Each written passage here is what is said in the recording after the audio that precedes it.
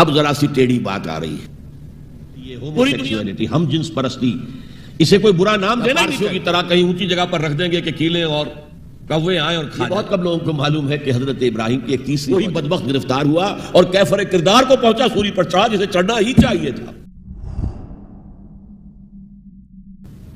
تو دین الملک کیا ہے؟ بادشاہ مطاع مطلق ہے، ساورینٹی بلانگز ٹو ہم، بادشاہ ہو یا کوئن ہو، وہ قانون بنائے گا اور اس کے تحت آپ کو زندگی بسر کرنی ہوگی، یہ دین الملک۔ اور دین اللہ کیا ہے؟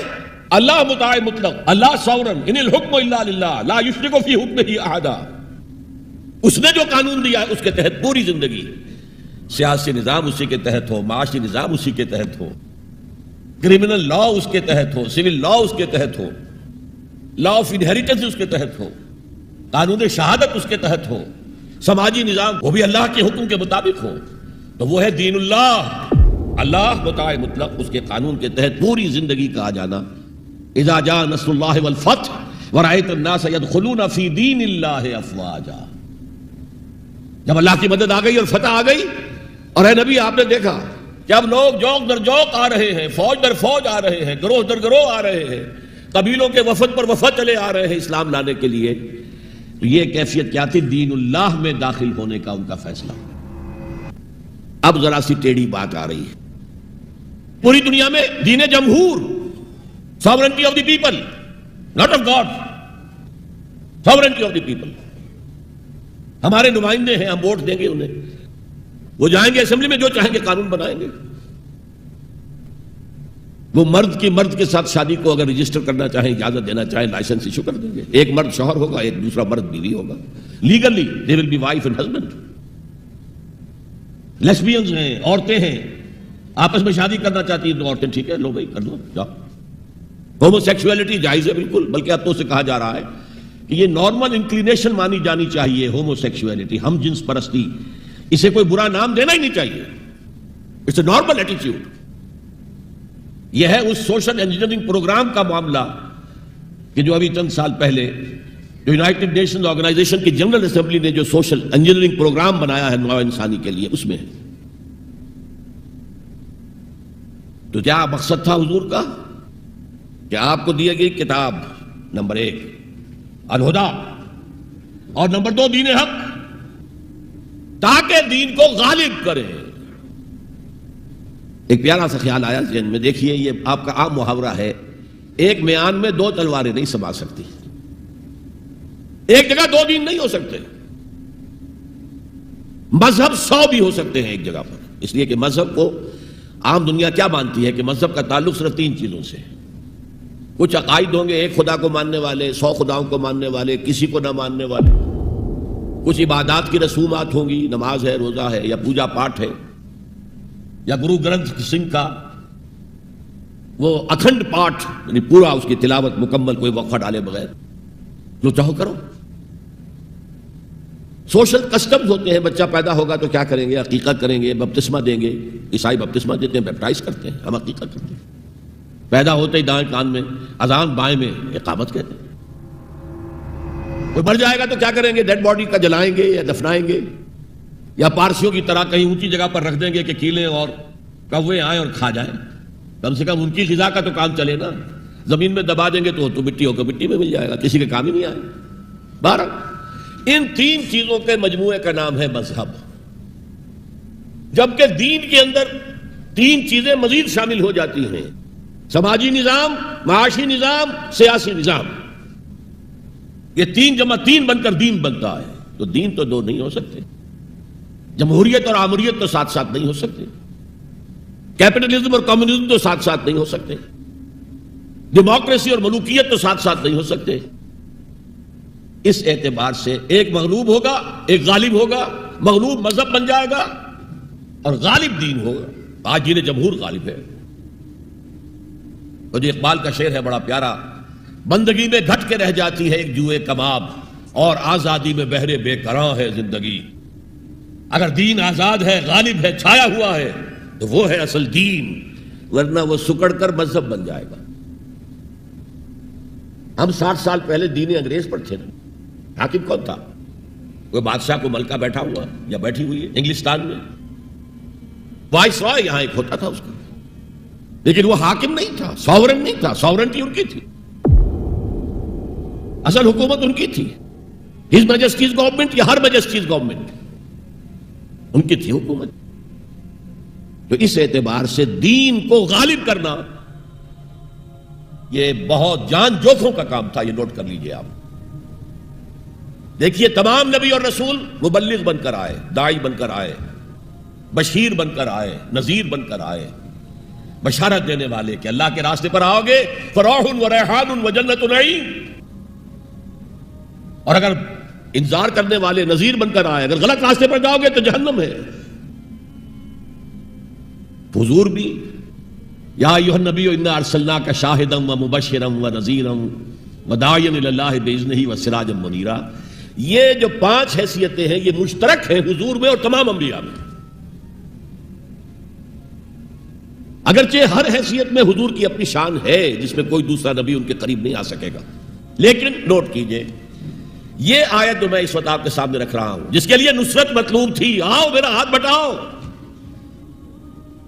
یہ قرآن میں 3 دفعہ آئی ہے محمد الرسول اللہ کے لیے اور کسی کے لیے نہیں آئی. ابراہیم کی نسبتیں دیکھیے، 3 نسبتیں ہیں کتنی اعلیٰ بلند. خلیل اللہ ہے واتخذ اللہ ابراہیم خلیلا، ابو الانبیاء ہے، سینکڑوں رسول اور نبی ان کی اولاد میں آئے. حضرت اسحاق کی اولاد سے، وہ جو prophets of the Old Testament تھے ان کی کتابیں جو ہیں صحیفے ہیں دیکھیے. پھر حضرت اسماعیل کے اولاد میں حضرت محمد صلی اللہ علیہ وسلم، مدیان کی اولاد میں حضرت شعیب. یہ بہت کم لوگوں کو معلوم ہے کہ حضرت ابراہیم کی ایک تیسری زوجہ بھی تھی، ہاجرہ، جو مصر کے بادشاہ کی بیٹی تھی، جو پھر کنیز کے طور پر مصر کے بادشاہ نے پیش کی. ان سے اللہ نے بیٹا دیا اسماعیل. سارا جو حضرت ابراہیم کے اپنے خاندان سے تھی، کیونکہ بانجھ تھی، ساری عمر اولاد نہیں ہوئی، بڑھاپے میں اللہ نے اسحاق عطا کر دیے. پھر آپ نے ایک اور شادی کی تھی قطورہ، ان سے 6 بیٹے دیے تھے اللہ نے حضرت ابراہیم کو.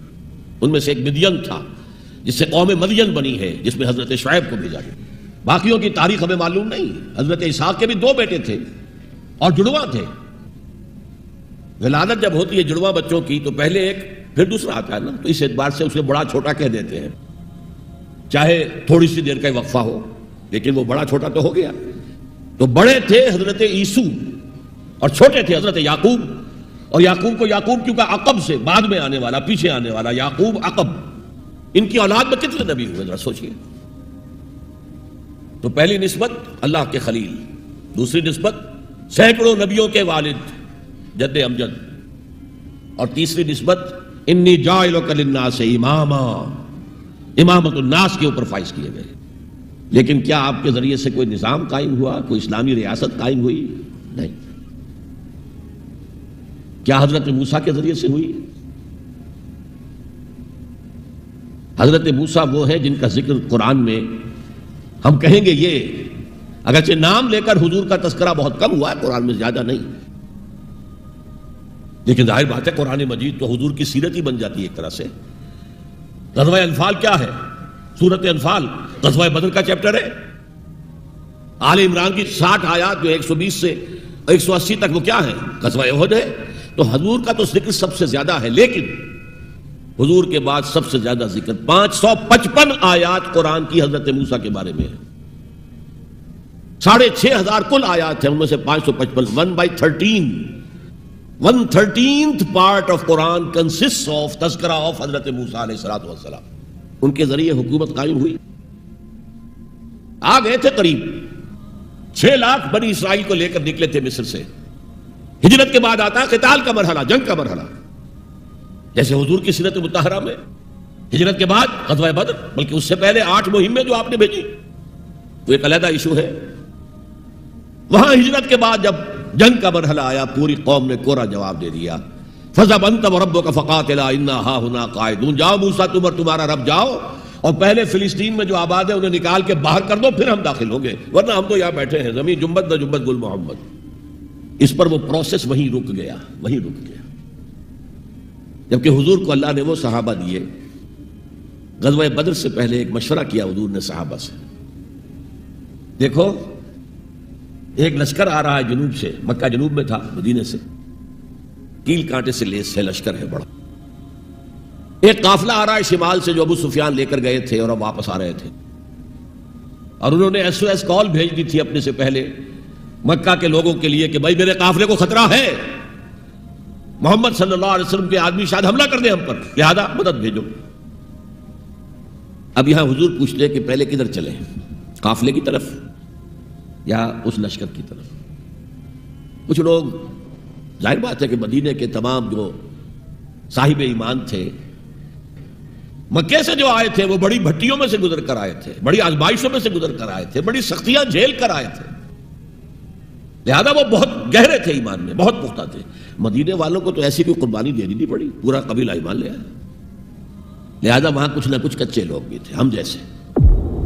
جی چلیے ذرا قافلے کی طرف چلیے، 30 یا 50 آدمی سنا ہے کہ ان کے ساتھ ہیں محافظ، اور مال بہت ہے، ہمیں بہت مال مل جائے گا، اور نمبر 2 یہ کہ ہمارے پاس تو ہتھیار بھی نہیں ہے، ہم ان کے ہتھیار تو لے لیں گے کم سے کم، پھر لشکر سے لڑیں گے. اللہ کا فیصلہ کچھ اور تھا. اب آپ لوگوں سے کہہ رہے ہیں مجھے مشورہ دو، مجھے مشورہ دو، مجھے مشورہ دو. ابو بکر صدیق کھڑے ہو کر تقریر کر رہے ہیں، حضور جو آپ کا حکم ہم حاضر ہیں، آپ فرمائیے. حضرت عمر نے تقریر کی، آپ فرمائیے جو آپ کا حکم ہو ہم حاضر ہیں. حضرت مقداد ابن الاسود کھڑے ہوئے رضی اللہ تعالی عنہ، حضور ہمیں موسیٰ کے ساتھیوں پر قیاس نہ کیجئے جنہوں نے کہہ دیا تھا فَاذْهَبْ أَنْتَ وَرَبُّكَ فَقَاتِلَا إِنَّا هَاهُنَا قَاعِدُونَ. ہم موسیٰ کے ساتھی نہیں، یہ محمد کے صحابی ہیں صلی اللہ علیہ وسلم، جو آپ کا ارادہ ہو بسم اللہ کیجئے. کیا عجب کہ اللہ تعالی ہمارے ذریعے آپ کی آنکھوں کو ٹھنڈک عطا فرمائے. یہ تو میں نے صرف اس واقعے کے حوالے سے سنایا یہ واقعہ. وہاں کیا تھا؟ 6 لاکھ تھے افراد یہود، ان میں بوڑھے بھی تھے، بچے بھی تھے، عورتیں بھی تھیں. تو 1 لاکھ تو ہوں گے جنگ کرنے کے قابل، اور نیچے آ جائیے 50,000 تو ہوں گے، 12 میں 1 تو ہوگا. پورا جواب. صرف 2 آدمی نکلے، یوشع ابن نون اور کالب بن یفنہ. یوشع تو پھر بعد میں حضرت موسیٰ کے جانشین بھی ہوئے اور نبی ہوئے، جوشوا کہتے ہیں بائبل میں ان کو، لیکن یوشع ابن نون 2 آدمی. اب جنگ کیسے ہو؟ لہذا پروسیس وہی رک گیا. حضرت موسیٰ علیہ السلام کے ہاتھوں کو اسلامی حکومت، اسلامی ریاست قائم نہیں ہو سکی. حضرت عیسیٰ کا تو سوال ہی نہیں. 3 سال آپ نے دعوت دی ہے اور یہودی علماء جو ہیں جان کے ان کے دشمن بن گئے. انہیں سب سے پہلے تو ولد الزنا کہا گیا، حضرت مریم پر تہمت لگائی گئی زنا کی، اور پھر یہ کہ ان کو جادوگر کہا گیا. یہ معجزے کیا دکھا رہا ہے؟ یہ تو شیطان بعلزبول جو ہے اس کی مدد سے دکھا رہا ہے. یہ سارے شعبدے ہیں، جادو ہے، اور جادو کفر ہے، لہذا یہ کافر ہو گیا، مرتد ہو گیا، اسے سولی چڑھا دو. تو نظام کیا قائم ہونا تھا؟ ریاست کیا قائم ہونی تھی؟ عیسائیوں کے مطابق، یہودیوں کے مطابق تو سولی چڑھ گئے. عیسائیوں کے مطابق ہے کہ بعد میں اتار لیا گیا اور ایک جگہ رکھا گیا تو وہاں پھر زندہ ہو کر پھر آسمان پر اٹھ گئے. اور ہمارا جو قرآن مجید نے جو ہمیں بتایا اور جس کی کچھ تفصیل ہمیں انجیل برنباس میں ملتی ہے وہ یہ ہے کہ وہ نہیں، وہ تو پہلے ہی آسمان پر اٹھا لیے گئے تھے، گرفتار ہوئے ہی نہیں. جس ان کے حواری نے غداری کی تھی، یوڈاس اسکریوٹ، اس کو اللہ تعالیٰ نے اس کی شکل کو ولیکن شبہ لہم، مشابہ بنا دیا حضرت عیسیٰ علیہ السلام کی شکل کے. وہی بدبخت گرفتار ہوا اور کیفر کردار کو پہنچا، سوری پر چڑھا جسے چڑھنا ہی چاہیے تھا. غداری کی تھی. بہرحال میں کہہ رہا تھا کہ یہ کام انذار، تبشیر، واعظ، نصیحت، تعلیم، تبلیغ، تربیت، تزکیہ، یہ سب رسولوں نے کیا اور حضور نے بھی کیا. لیکن یہ معاملہ صرف محمد کے لیے ہے صلی اللہ علیہ وسلم، اور 3 دفعہ آیا ہے. کسی اور نبی اور رسول کے لیے 1 دفعہ بھی نہیں آیا کہ ان کا فرض منصبی ہے دین کو غالب کرنا. صرف تبلیغ نہیں، غالب کرو. یہ تھا وہ مشن جس میں آپ کو نصرت درکار تھی. فالذین آمنوا بہ وعزروہ ونصروہ، مدد کریں ان کی. وہ مدد کس کام میں تھی؟ دین کو غالب کرنے کی. اس لیے آتا ہے نا سورہ صف کے آخر میں، یا ایھا الذین آمنوا کونوا انصار اللہ، اے ایمان والو اللہ کے مددگار بنو. کما قال عیسی ابن مریم للحواریین من انصاری اللہ، جیسے کہ دیکھو 600 برس قبل حضرت مسیح اور حضور کے درمیان 600 برس کا فصل ہے. جیسے کہ 600 برس قبل ہمارے بندے عیسیٰ نے کہا تھا حواریین سے کون ہے میرے مددگار اللہ کے راستے میں، اور حواریین نے کہا تھا نحن انصار اللہ، قال الحواریون نحن انصار اللہ. تو یہ اللہ کی مدد اور اللہ کے رسول کی مدد. من انصاری الی اللہ، کون ہے میرا مددگار اللہ کے راستے میں. یہ ہے تیسری بات. یعنی کون ہے وہ لوگ جو اصل میں متبع محمد ہیں صلی اللہ علیہ وسلم. الذین یتبعون رسول النبی الامی، ان کی شان کیا ہوگی؟ فالذین آمنوا بہ وعزروہ ونصروہ. اور چوتھی بات واتبعوا النور الذی انزل معہ، اور جو پیروی کریں گے، وہی اتباع کا لفظ چلا آ رہا ہے، اتباع اتباع اتباع. وہ اتباع کریں گے اس نور کا جو ان کے ساتھ نازل کیا جائے گا، یعنی یہ قرآن حکیم. فَأُولَٰئِكَ هُمُ الْمُفْلِحُونَ، تو وہ ہوں گے مددگار، وہ ہوں گے کامیاب ہونے والے، مفلحون میں سے ہوں گے. اللہم ربنا اجعلنا منہم، اللہ تعالی ہمیں ان میں شامل کرے. اب تھوڑا سا خاکہ میں آپ کے سامنے رکھنا چاہتا ہوں. حضور نے یہ کام کیسے کیا جو کسی اور نبی سے نہیں ہو سکا؟ صرف ایک نبی سے، ایک رسول سے ہوا. نظام قائم کرنا، حکومت اللہ کی قائم کر دینا. جیسے کہ شاید آپ کو معلوم ہو کہ انجیل میں جو دعا ہے لارڈز پریئر کہلاتی ہے. جیسے ہمارے ہاں سورہ فاتحہ ہے، ایسا ہی مقام ہے لارڈز پریئر کا عیسائیوں کے ہاں. اس میں کیا الفاظ ہیں؟ Thy kingdom come, Thy will be done on earth as it is in heavens. اے اللہ، اے رب، تیری حکومت آئے،